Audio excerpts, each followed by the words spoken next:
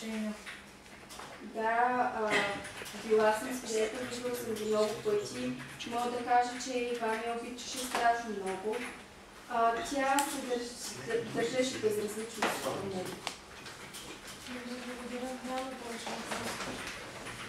Имате ли въпроси? Да. Къде знаете всички тези подробности?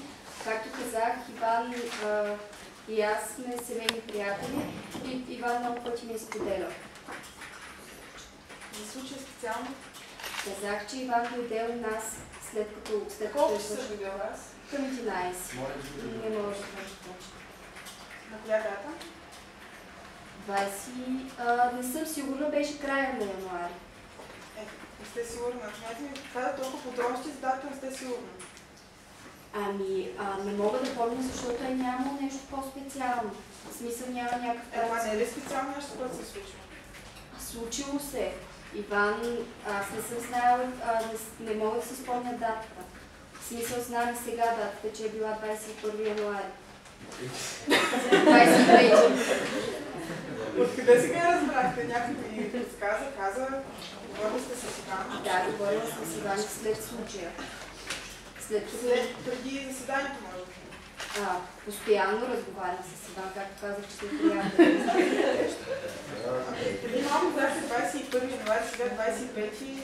Да, това е датата, която... Коя е датата? 25 януари. Колко се върши у вас? Към 11. Запознахте с член 290 от Американски? Да. За свидетелството? Да. Казвате, че Петя е отдаден с шанса.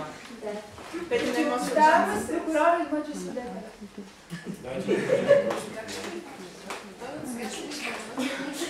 Задават се едни и същи въпроси. Аз те тъжа ли вас? Моля за тишина.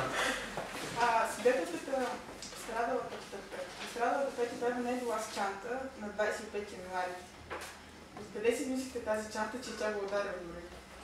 Значи това е свидетелството. Че тя не е била с чанта. Не сте били там?